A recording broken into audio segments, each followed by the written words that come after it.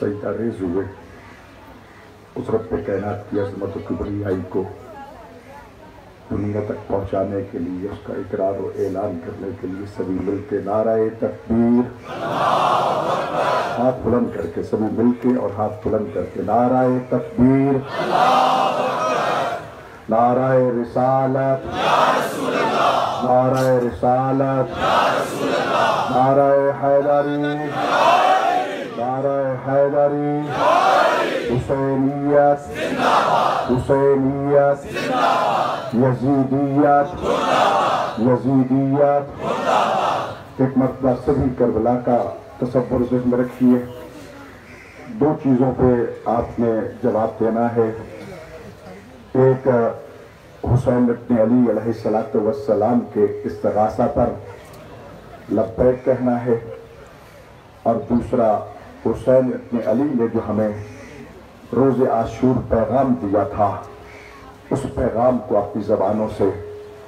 جاری کر کے حسین کو یقین دلانا ہے، دنیا کو یقین دلانا ہے کہ ہم حسینی۔ حسین ابن علی نے آج کے دن جو استغاثہ بلند کیا تھا، حل من ناصر ینصرنا، وہ آج بھی جاری ہے، وہ آج بھی آواز حسین کی بلند ہو رہی ہے، اور حسین آج بھی اقوام عالم سے مدد طلب کر رہے ہیں۔ حسینی ہونے کے ناطے پورے جوش و جذبہ کے ساتھ کربلا کو تصور میں لاتے ہوئے، روز عاشور کو تصور میں لاتے ہوئے، دونوں ہاتھ بلند کر کے حسین کو، حسین کی ماں کو، حسین کی بہنوں کو، حسین کے بابا کو، حسین کے نانا کو یقین دلاتے ہوئے کہیے، لبیک یا حسین، لبیک یا حسین، لبیک یا حسین، لبیک یا حسین، لبیک یا حسین۔ آپ نے ابھی سنا کہ حسین مظلوم نے شہادت کا راستہ اختیار کیا، حسین غریب نے ذلت کا راستہ اختیار نہیں کیا۔ کوئی بھی حسینی جہاں حق اور باطل کی بات ہوگی، باطل ذلت کا نام ہے، کبھی ذلت کا راستہ اختیار نہیں کرے گا۔ کربلا میں حسین ابن علی کا یہ پیغام روز عاشور آپ نے اقوام عالم کو دیا تھا، آج پوری دنیا کے آزادی خواہ اور مظلوموں کی زبان پر ہے، اور پوری دنیا سے یہ آواز گونج رہی ہے، ہائے ہاتھ منا ذلہ، کہ اے ذلت و رسوائی تو ہم سے دور ہو جا۔ حسینیوں کا اس ذلت و رسوائی سے کیا تعلق ہے؟ میں سب عزاداروں سے اور حسینیوں سے کہوں گا کہ حسین ابن علی کے اس نعرے کو دنیا میں عام کیجیے، اقوام عالم کو بتائیے کہ حسینی آزاد ہیں، حسینی آزاد رہیں، حسینی آزاد رہیں گے۔ حسینیت اور حسینیوں کو نہ کوئی مٹا سکا ہے، نہ کوئی مٹا سکے گا۔ ہمیشہ مقابلے میں آنے والے یزیدی اور یزیدیت تباہی و بربادی سے دوچار ہوئے، سبھی مل کے دنیا کو بتا دو، ہائے ہاتھ منا ذلہ، ہاتھ اٹھا کے پورے جوش و جذبے کے ساتھ، ہائے ہاتھ منا ذلہ۔ یہ یزیدیت کے منہ پہ تماچا ہے، ہائے ہاتھ منا ذلہ، ہائے ہاتھ منا ذلہ، سے ہائے ہاتھ منا ذلہ، ہائے ہاتھ منا ذلہ۔ یہ عاشور کا پیغام ہے، یہ کربلا کے آج کے دن کا پیغام ہے، ہائے ہاتھ منا ذلہ، ہائے ہاتھ منا ذلہ، لبیک یا حسین، لبیک یا حسین، لبیک یا حسین، لبیک یا عباس، لبیک یا عباس، لبیک یا زینب، لبیک یا زینب، لبیک یا زہرا، لبیک یا زہرا، لبیک یا زہرا۔ پر محمد و اہل بیت محمد صلوات۔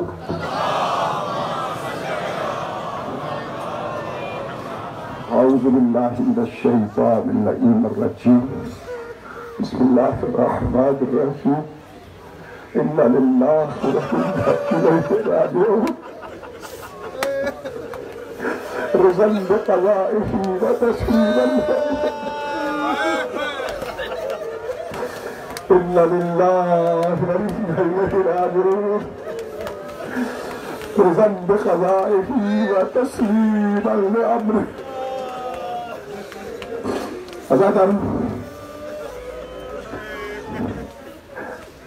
کربلا میں نماز ظہر کا وقت ہوا چاہتا،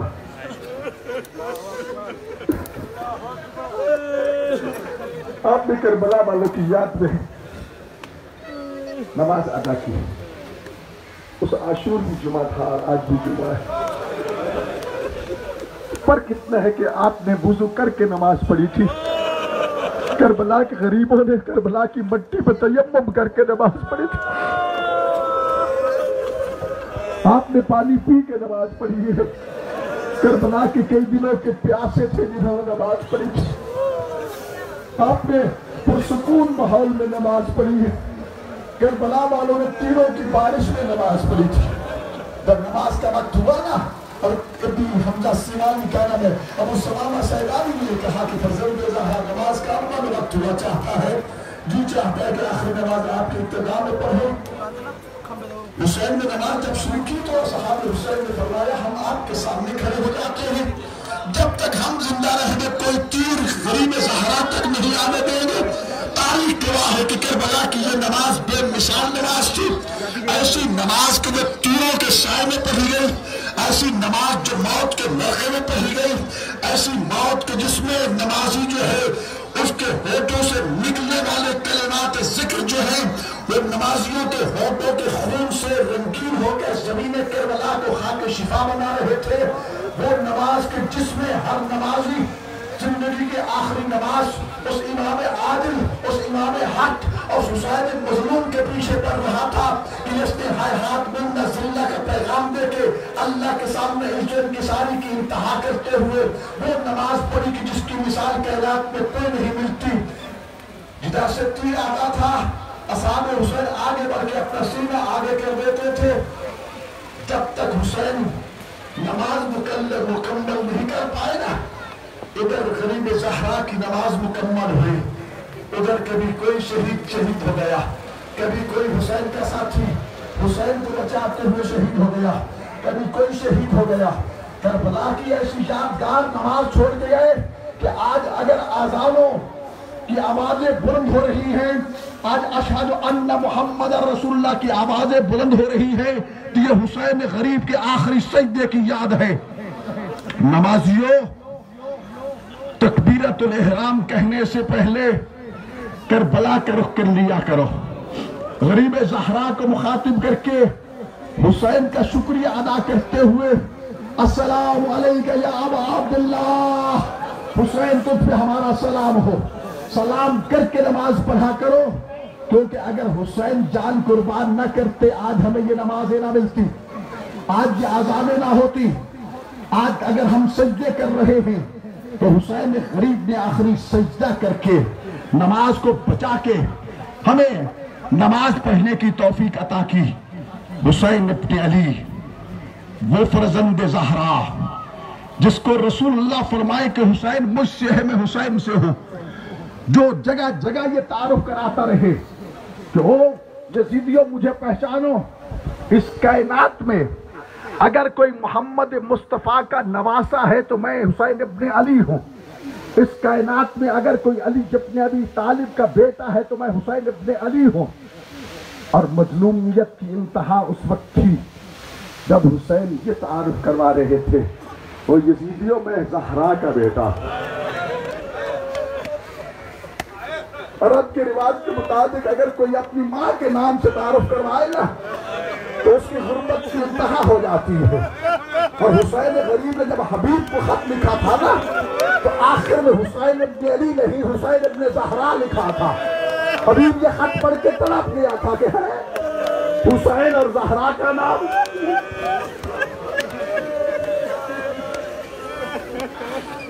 ہمارا سلام ہو کربلا کے انصار پر، کربلا کے شہیدوں پر، حسین کے مددگاروں پر۔ پوری کائنات میں ایسے انصار و مددگار اصحاب کسی کو نہیں ملے جیسے اصحاب و انصار اللہ نے حسین ابن علی کو عطا کیے۔ حسین جس کے بارے میں رسول اللہ نے فرمایا تھا، دنیا والوں میرا حسین چراغ ہدایت ہے، میرا حسین سفینہ نجات ہے، میرا حسین جوانان جنت کا سردار ہے، میرا حسین دین ہے، دین کی وقار ہے، میرا حسین کائنات کی خوبیوں کا دوسرا نام ہے۔ یاد رکھنا، رسول خدا نے کندھوں پہ بٹھا کے، کبھی حالت سجدہ میں پشت پہ سوار کرا کے، کبھی کسی طرح کبھی کی مداخلہ میں لے جا کے دنیا کو حسین کا تعارف کروایا۔ کل کوئی یہ نہ کہے کہ انواسہ رسول کو پہچان نہیں سکے۔ یہی وجہ ہے کہ آج عاشور کے دن حسین نے بار بار اپنا تعارف کروایا، بلکہ وہ لوگ جو اصحاب رسول کہلاتے تھے، لشکر یزید میں حسین کے مقابلے میں کھڑے، حسین کے مقابلے میں تھے، ان کو مخاطب کر کے کہا، ان کے نام لے کے، تم جانتے نہیں ہو، تم نے مجھے دوش رسالت پہ سوار نہیں دیکھا تھا، اے فلاں بن فلاں، کیا تو نے مجھے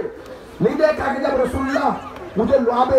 دہن رسالت چسا رہے تھے؟ کیا تو نے مجھے نہیں دیکھا جب رسول میرے گلے کے بوسے لے رہے تھے؟ کیا تو نے نہیں دیکھا کہ جب حسین ابن علی کے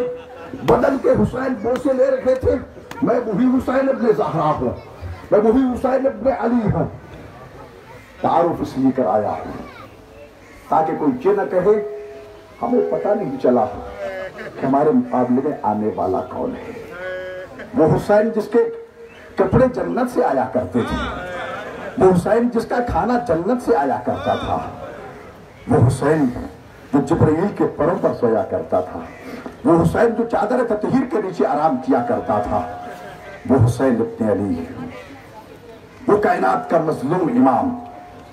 وہ شہیدوں کا سردار، وہ دنیا کے آزادی خواہوں کی آخری امید و اماج کا اس حسین ابن علی جس کے نام کو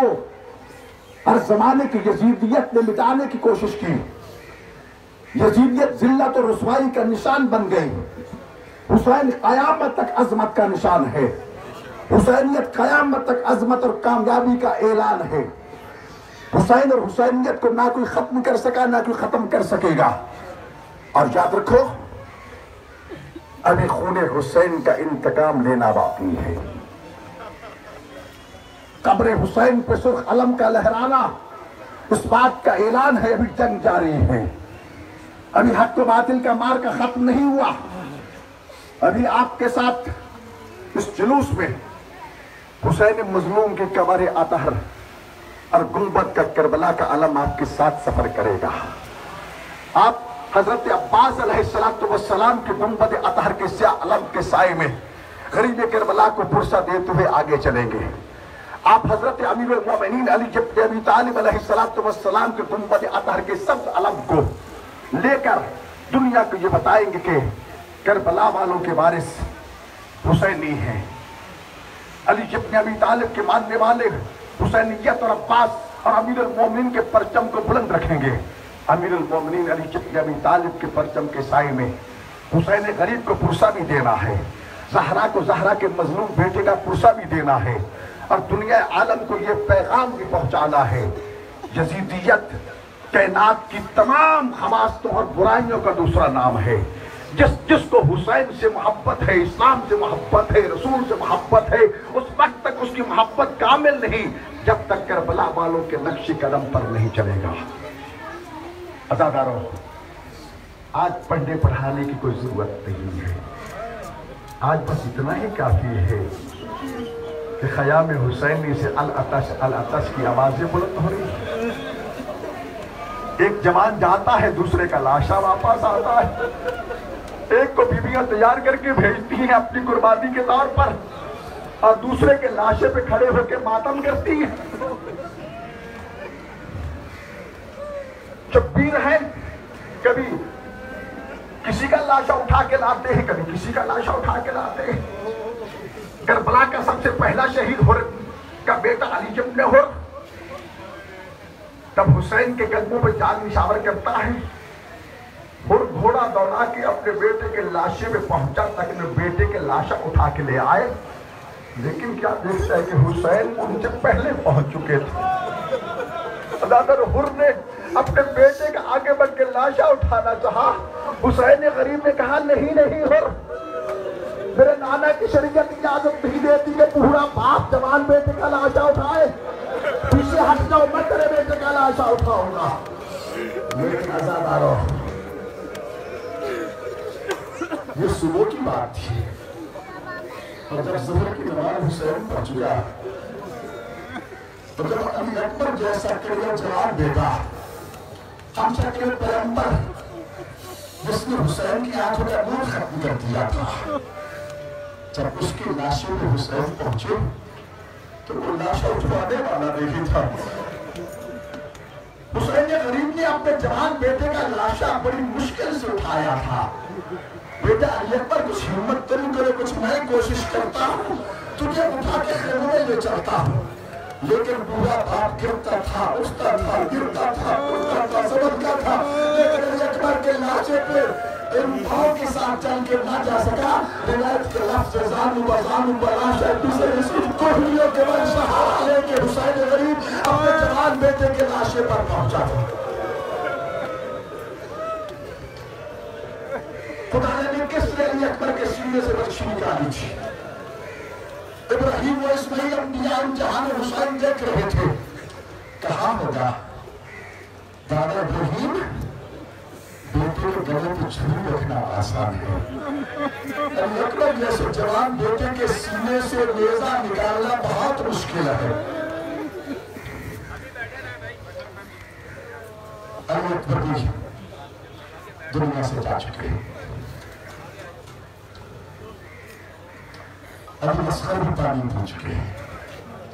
جو بھی کہوں گا اور بات کے بچے آقا پھول جو مظلومیت کی وہ بولتی تصویر ہے، تو سے شعبہ تیر سے شہید ہوا، فَزَابَهُ مِنْ عُذُرِ إِلَىٰ عُذُرِ،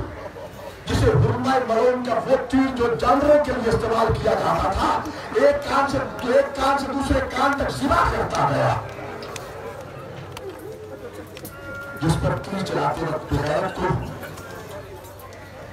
ایک تیر چلانا چاہا گر گیا تھا، نہ چلا، دوسرا چلانا چاہا تھا، نہ چلا، تیسرا جب نہ چلانا تو ابن سعد ملعون کہتا ہے یا تجھے کیا ہو گیا؟ تو بغیرت میں باتیں کہتا ہے کہ جب میں تیر چلانے لگتا ہوں نا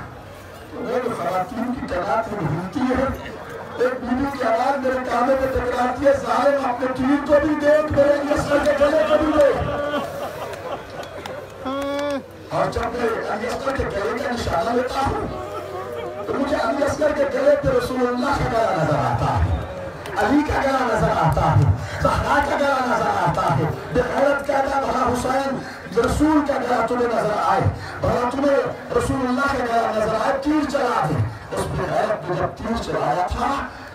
علی اصغر کو ذبح کرتا ہوا حسین کے بازو میں پیوست ہو گیا تھا۔ علی اصغر کو تعلیم دلا چکے ہیں۔ یہ واحد شہید تھا جس کے لاشے کو حسین نے اپنے ہاتھوں سے دفن کیا تھا۔ حکم ہے کہ باپ کو بیٹے کی قبر نہ کھودنے دو، حکم ہے باپ کو بیٹے کا لاشا نہ اٹھانے دو، حکم ہے باپ کو بیٹے کا لاشا قبر پہ نہ اٹھانے دو۔ حسین اتنا غریب ہو چکا تھا، علی اصغر کی قبر بھی خود کھودتا ہے، علی اصغر کو دفن بھی خود کرتا ہے، اس لیے کہ بیماری سے بچ جائے۔ لیکن علی اصغر تیری قسمت، حسین نے سجاد سے وصیت کی تھی بیٹا جب میری لاش کے ٹکڑے جمع کر کے دفن کرو نا تو میرے علی اصغر کو میرے سینے پہ لے جاؤ۔ تاریخ کہا ہے